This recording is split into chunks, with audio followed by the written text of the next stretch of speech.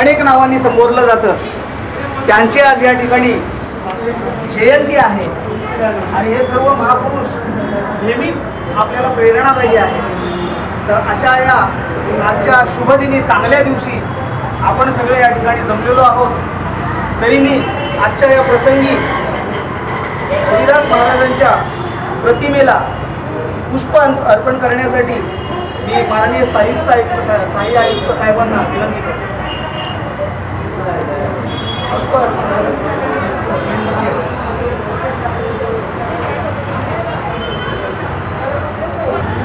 संत रविदास महाराजांचा, संत रविदास महाराजांचा.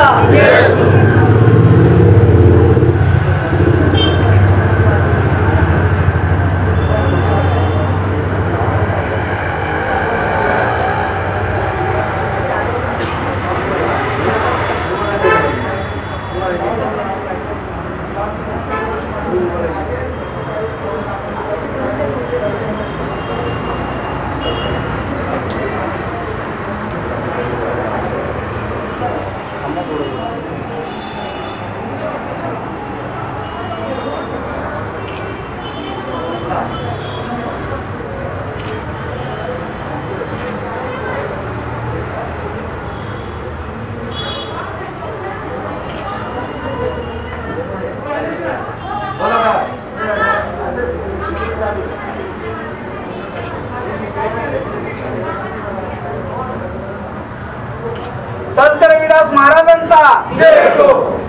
यानंतर आपले दुसरे आदर्श संत गाडगे महाराज यांच्या प्रतिमेसमोर पुष्प अर्पण केले जातील.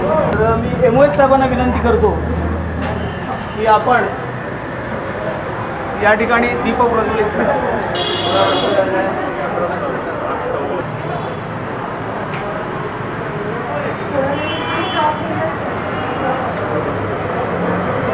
संत गाडगे महाराजांचा, संत गाडगे महाराजांचा.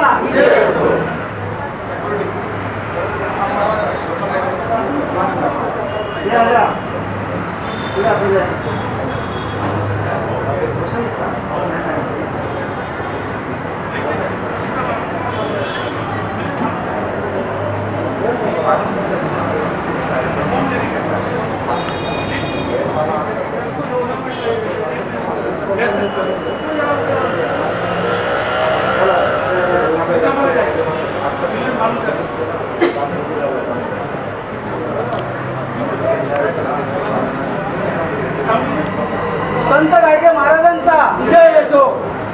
यानंतर मी माननीय बेलदार साहेबांना विनंती करतो की साहित्यरत्न अण्णाभाऊ साठे यांच्या प्रतिमेला पुष्प अर्पण करायचं आहे आणि पुष्प प्रज्वलित करायचं.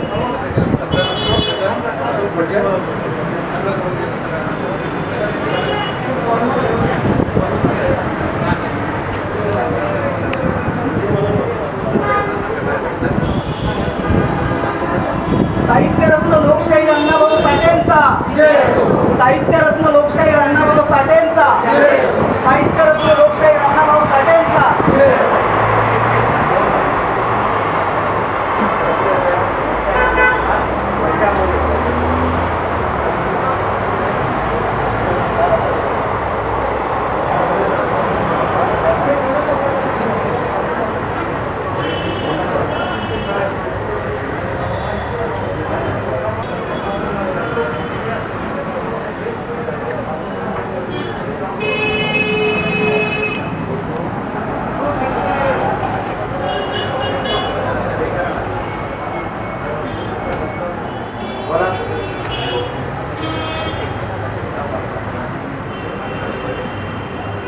साहित्यरत्न लोकशाही अण्णाभाऊ साठेंचा, साहित्यरत्न लोकशाही अण्णाभाऊ साठेंचा. यानंतर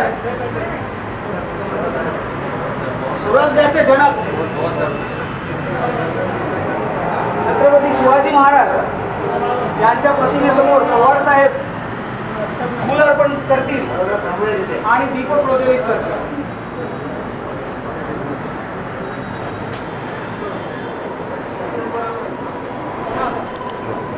छत्रपती शिवाजी महाराजांचा, छत्रपती शिवाजी महाराजांचा.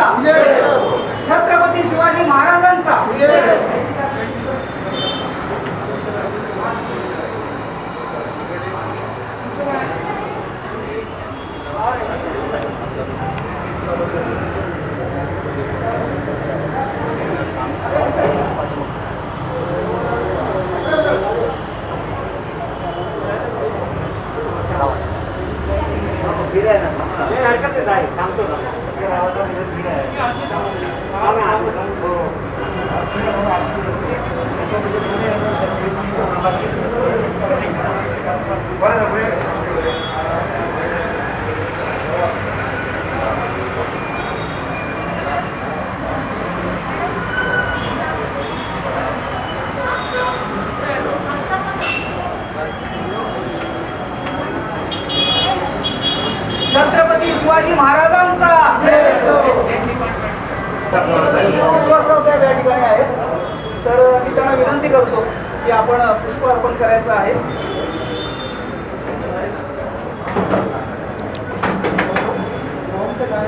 आणि मेणबत्ती व अगरबत्ती या ठिकाणी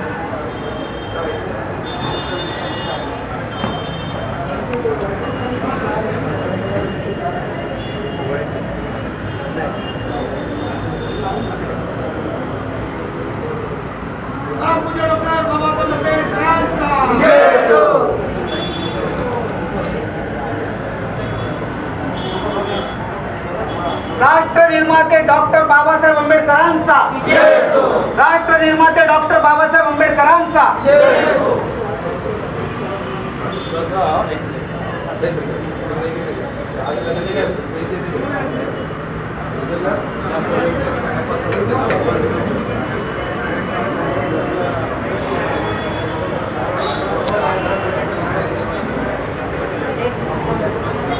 राष्ट्र निर्माते डॉक्टर बाबासाहेब आंबेडकरांचा.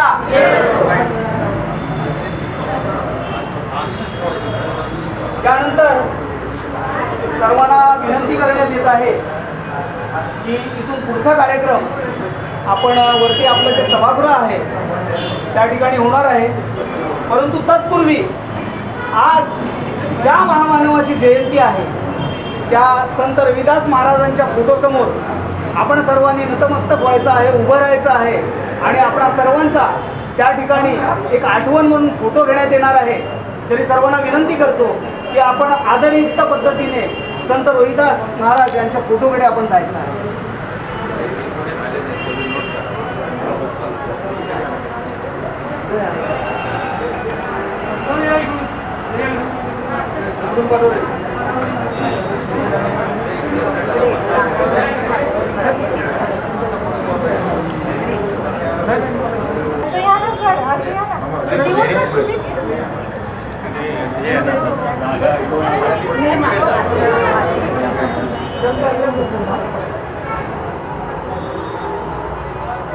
जगद्गुरु संत रविदास महाराज की जय. विभाग कार्यालय या विभागामध्ये आपण संत रविदास महाराज यांची जयंती उत्सव आपण आज थाटामाटाने साजरे केले. या कार्यक्रमाला उपस्थित असलेले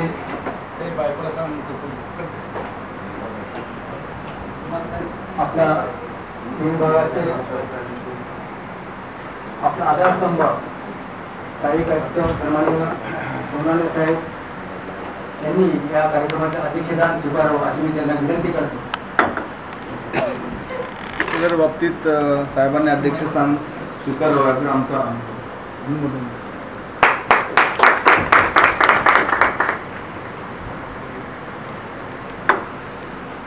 संत रविदास महाराज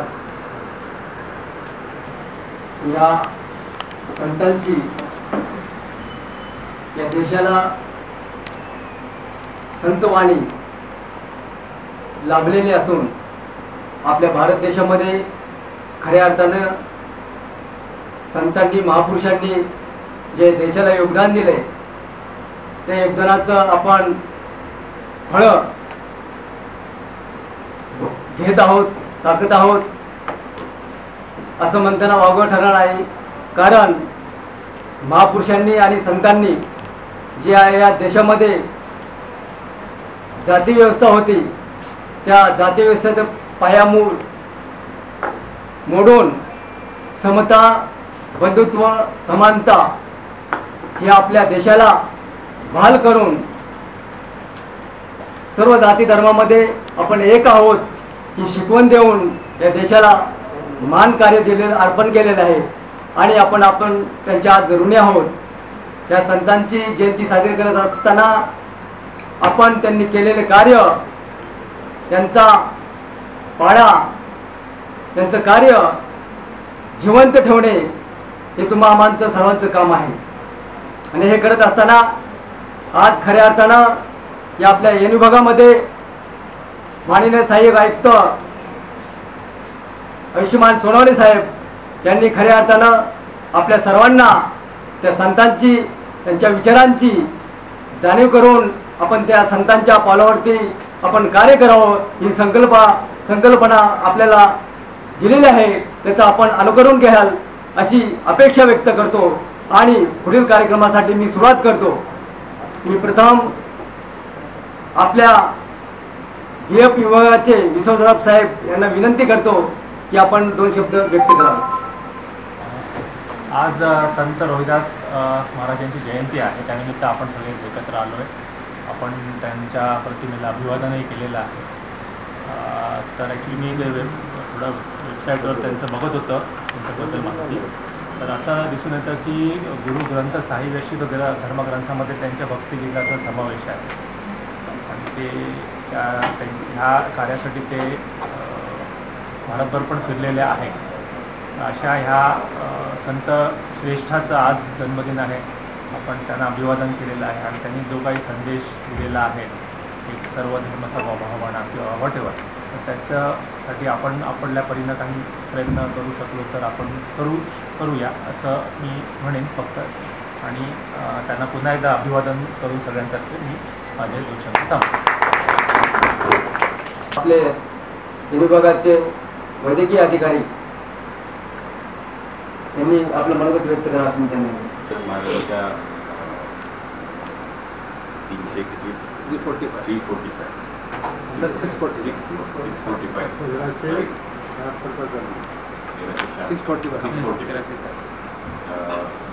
जयंतीनिमित्त आपण सर्व एकत्र इथे जमलेलं आहे.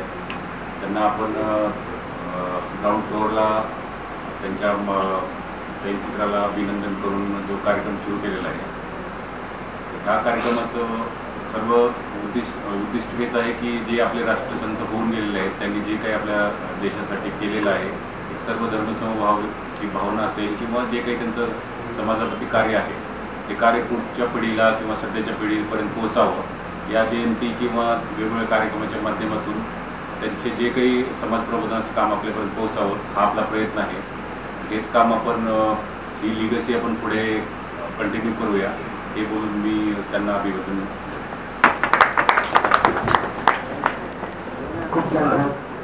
आजच्या कार्यक्रमाचे अध्यक्ष, सहाय्यक आयुक्त, तसेच कार्यकारी अभियंता, इतर माझे सर्व सहकारी आणि मित्रांनो, आज आपण संत रोहिदास यांची 645वी आपण जयंती उत्साहात साजरी केली.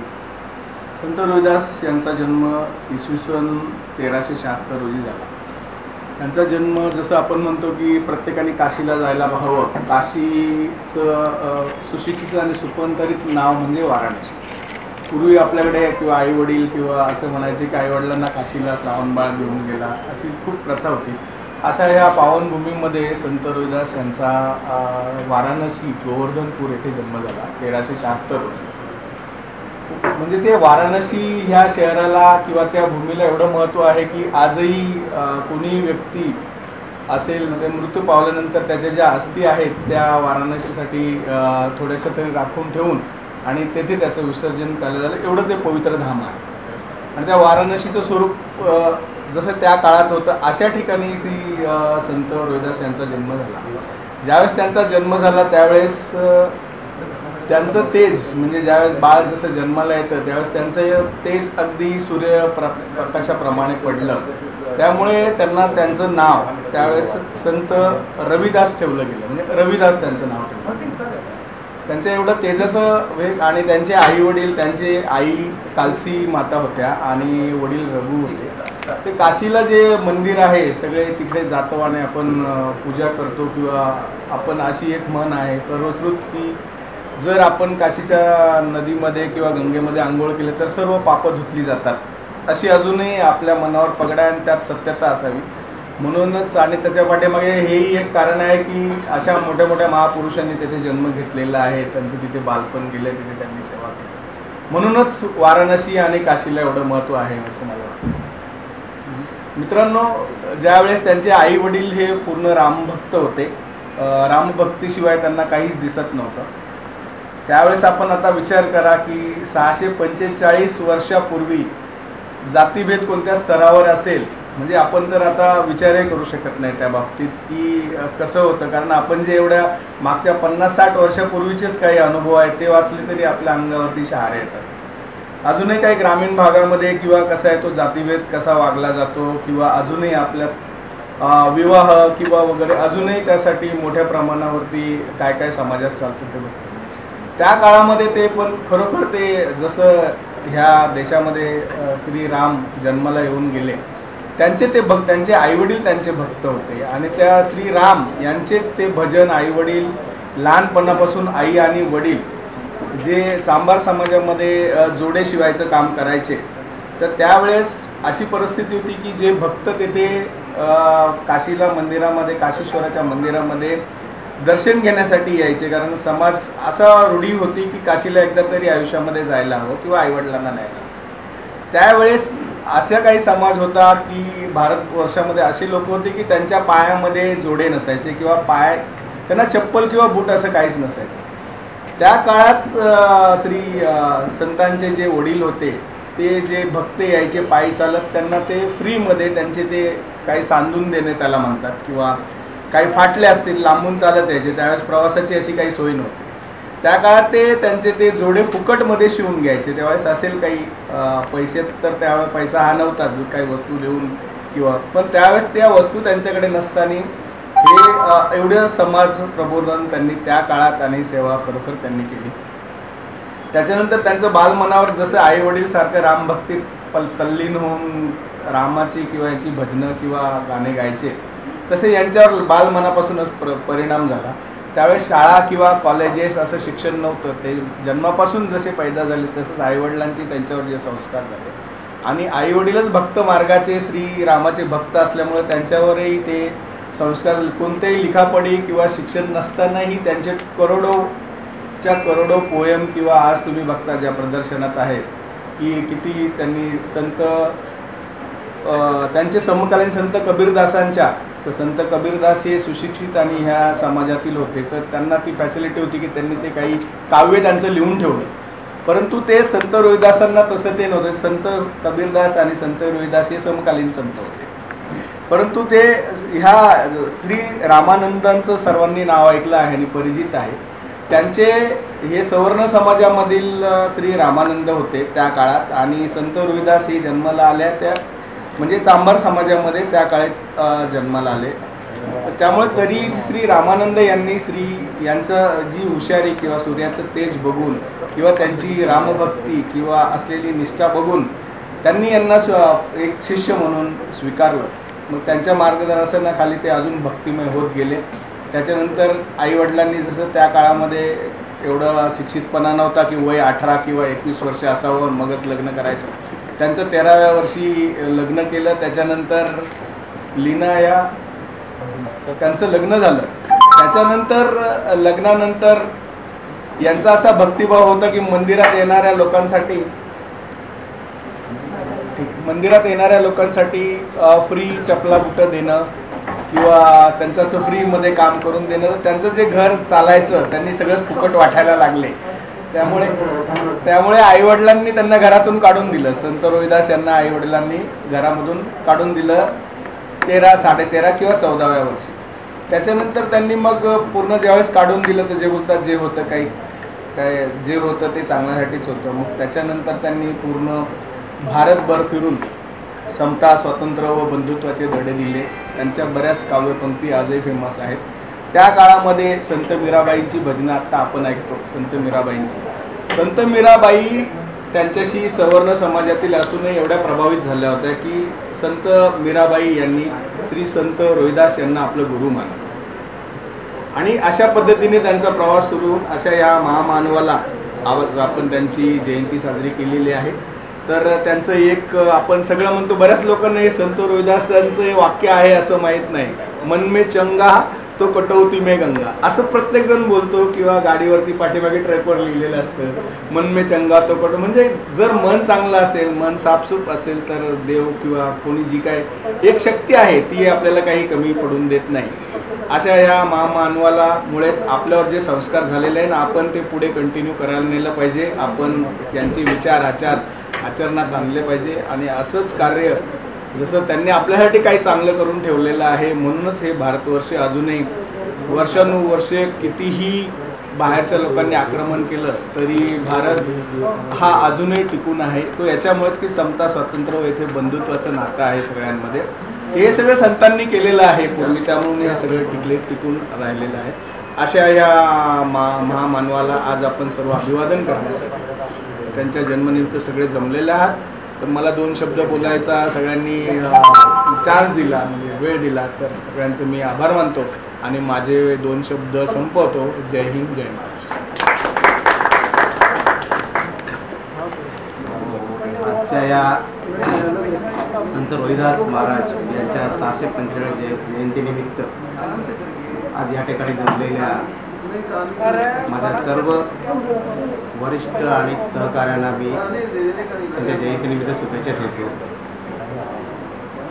आजच्या कार्यक्रमाचे अध्यक्ष आपल्या विभागाचे माननीय सहाय्यक आयुक्त सोनवणे साहेब, आपल्या विभागातील DO, सर्व सहाय्यक अभियंता, इमारत आणि पर्यवेक्षण, SWM, इतर सर्व विभाग खात्यांचे प्रमुख आणि त्या सर्व कर्मचारी बंधूंनी बघितले. संत रोहिदास महाराज यांचा जन्म 15 फेब्रुवारी 1376, आता मी वाचण्यात माझ्या 1398 आलं होतं, पण साबळेसाहेब म्हणाले 1376 रोजी झाला. ते जन्मताच तेजस्वी असे होते, त्यामुळे त्यांचं नाव रोहिदास असं ठेवण्यात आलं. खूप हुशार, बालपणीत हुशार असल्यामुळे त्यांना त्यावेळी आईवडिलांनी एका आश्रमात ठेवलं. आश्रमामध्ये ते शिकत असते वेळी त्या ठिकाणच्या स्वामींच्या आश्रमात असताना त्यांना तिथेच जातीयवादी चटके बसू लागले आणि तिथून त्या आश्रमातून त्यांना सोडून जावं लागलं. त्यानंतर त्यांनी ते गप्प बसले नाहीत, ते बाहेर येऊन सर्व ते संस्कृतचा अभ्यास करून सर्व अभ्यास करताना त्यांनी हे सांगितलं की स्त्री आणि पुरुष या 2च जाती या जगामध्ये आहेत, त्यामुळे धर्मभेद करणे हे गैर आहे. संत रोहिदासांनी समाजाला समानतेचा व ज्ञानाचा संदेश दिला. समाजातील तळागाळातील मानवाला एकसूत्रात आणण्याचा त्यांनी आटोकाट प्रयत्न केला. अशा या महामानवाचे इतर जाती साहेब ज्याप्रमाणे म्हणाले ते चर्मकार समाजाचे असताना सुद्धा इतर समाजाच्या लोकांनी त्यांना फॉलो केलं होतं आणि त्यापैकी संत मीराबाई. अशा या महामानवाला मी आज या ठिकाणी विनम्र अभिवादन करतो आणि माझे 2 शब्द संपवतो. जय भीम, जय हिंद. उपस्थितीमध्ये हा कार्यक्रम साजरा होतोय हे खरंच एक आनंददायी गोष्ट आहे की एवढ्या चांगल्या पद्धतीने साहेबांनी सर्वांना एकत्र घेऊन, सर्व HODsला एकत्र घेऊन हा कार्यक्रम साजरा करतात. एक उल्लेखनीय बाब आहे. बरंच संतांच्या बाबतीत जसं साबळे साहेबांनी आणि तांबे साहेबांनी सांगितलं आहे की ते त्यांचा जन्म हा 1376 किंवा 1378 हे आज पण अजून कन्फर्म नाही आहे. कारण की पूर्वीच्या काळामध्ये तुमच्याकडे काय त्यावेळेस काय कॅलेंडर हे उपलब्ध नव्हते, पण ब्राह्मण समाजांच्या लोकांकडे त्यावेळेस तिथी असायच्या, म्हणून त्यावेळेस तिथीनुसार त्यांचा जन्म हा 1398 15 फेब्रुवारी 1398 हा मानला जातो किंवा माघ पौर्णिमा हा त्यांचा जन्म आहे असं मानलं जातं. साहेबांच्या याच्यानुसार किंवा सर्वांनी आपण जसं हे करतोय की समता, बंधुता आणि जातीभेद नसणं, या सर्व गोष्टी त्यावेळेस रोहिदास संतांनी या सर्व समाजाला किंवा देशाला सर्वांना सांगितल्या. रोहिदासांच्या बाबतीत मी एकच थोडंसं एक सांगू इच्छितो की जातीभेद हा त्यावेळेस किती उच्च कोटीचा किंवा किती याचा होता हे त्यावेळेस त्यांच्या वडिलांच्या निधनानंतर समोर येतं. त्यावेळेस त्यांच्या वडिलांचं निधन झालं त्यावेळेस त्यांच्या वडिलांचं पार्थिव शरीर हे जाळण्यासाठी त्यांना परमिशन मिळत नव्हते किंवा परवानगी दुसऱ्या जाती धर्माकडून परवानगी मिळत नव्हते. त्यामुळे त्यावेळेस त्यांना त्यांचं पार्थिव शरीर जाळणं हा मोठा एक बिकट प्रश्न हा त्यांच्या समोर उपस्थित होता त्यावेळेस. आणि त्यावेळेस त्यांनी देवाकडे एकच प्रार्थना केली की माझ्या वडिलांचं पार्थिव शरीर योग्य त्या ठिकाणी जाऊ दे. त्यावेळेस असं सांगितलं जातं की एक मोठं वादळ आलं आणि त्या वादळामध्ये त्यांचं पार्थिव शरीर हे गंगेमध्ये मिळालं आणि गंगेमध्ये विलीन झालं. तर आज बी असं मानलं जातं की त्या दिवसापासून गंगा ही उलट दिशेने वाहते, असं आज बी आहे.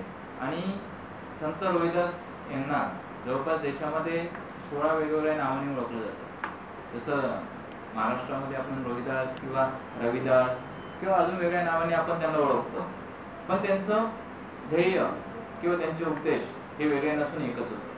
जसे की समतावादी, जातीभेद नसणं, तुमच्या बंधुत्व निर्माण ठेवा, जे आज आपल्याला बऱ्याचशा ठिकाणी किंवा बऱ्याच ठिकाणी आपल्याला जे संदेश दिलेले आहेत ते संदेश आपल्याला आचरणात आलेले दिसतात सुद्धा.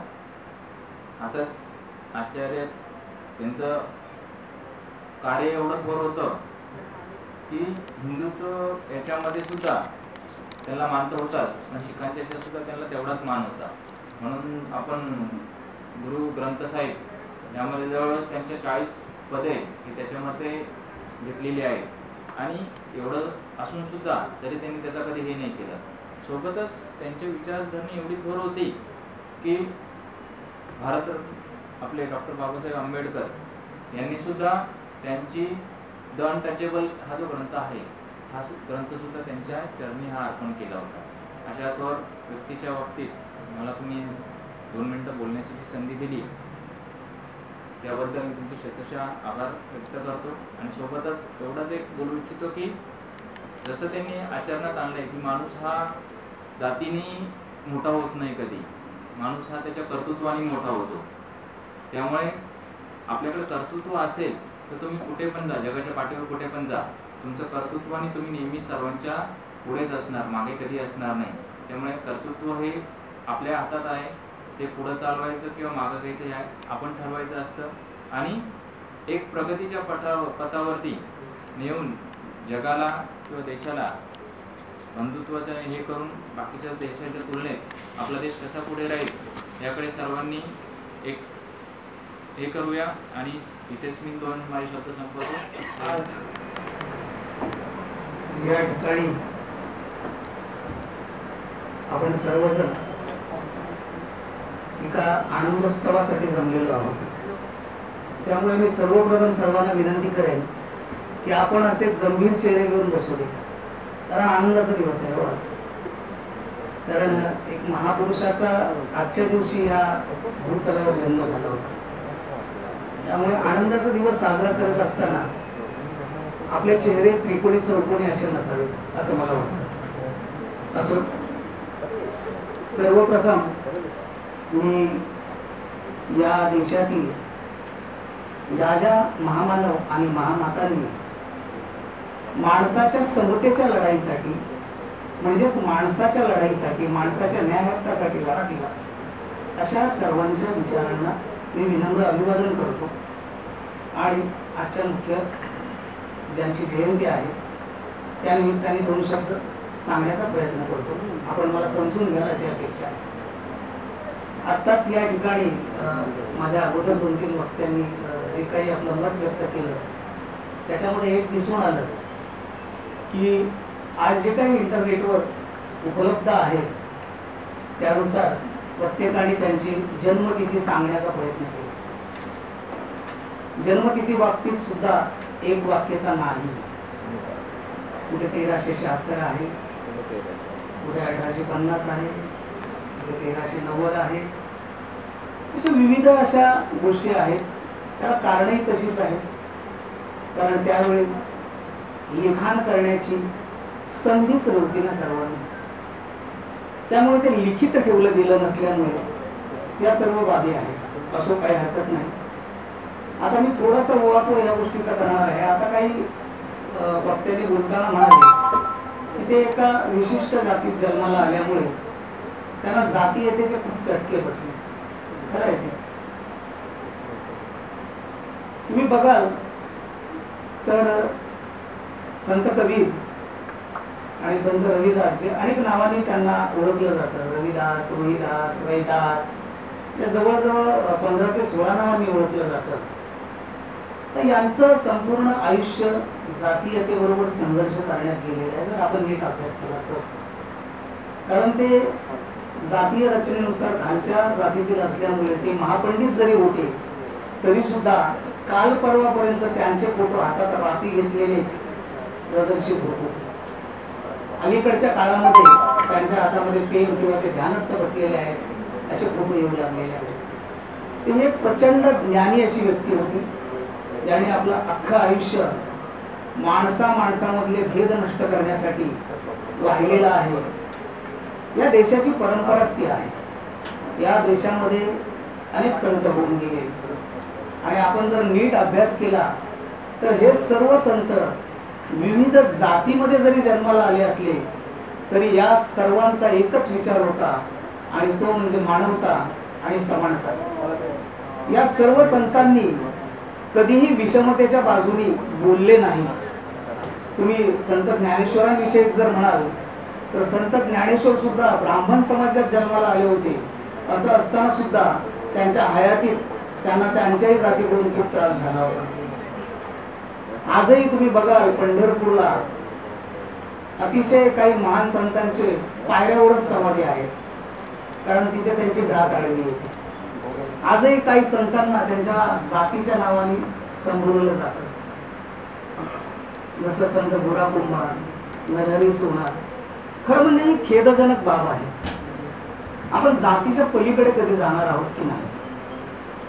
खरं म्हणजे जे आपसात बोलतायत त्यांना मी जरा विनंती करेन की कृपया जरा लक्ष द्या. मी असं म्हणेन या ठिकाणी की आपणाला जर खऱ्या अर्थाने या देशामध्ये समानता आणायची असेल तर ज्यावेळेस आपण आपल्या मुलीचं किंवा मुलाचं लग्न ठरवतो त्यावेळेस जोडीदार किंवा जोडीदारी शिक्षणाने, रंगाने किंवा स्वभावाने त्याला अनुरूप आहे का हे बघितलं गेलं पाहिजे. आणि खेदाने असं नमूद करावं लागतं की ते बघितलं जात नाही तर त्याची जात बघितली जाते. आणि मग जर असं होत असेल तर आतापर्यंत ज्या ज्या संतांनी, ज्या ज्या महामानवांनी जातीच्या विरोधात संघर्ष केलेला आहे त्या संघर्षाला काही अर्थ उरत नाही आणि आपण आपल्या कृतीतून या सर्व संतांचा अपमानच करतो असं होतं. आज या ठिकाणी मी सांगतो की आपण जर आपल्यातली जात नाहीशी केली, आपल्यातली मानवता जर जागृत केली तरच या सर्व जयंत्या करण्याला अर्थ असेल. नाहीतर एक फॉर्मॅलिटीज म्हणून एकत्र यायचं, जयंती करायची आणि निघून जायचं, त्याला काही अर्थ उरणार नाही. तर मी पुन्हा एकदा आजच्या या महामानवाच्या, एका महान संताच्या जन्मदिवशी आपणा सर्वांना मनपूर्वक शुभेच्छा देतो आणि संत रविदास आणि एकूणच सर्व संतांना विनम्र असं अभिवादन करतो आणि इथेच थांबतो.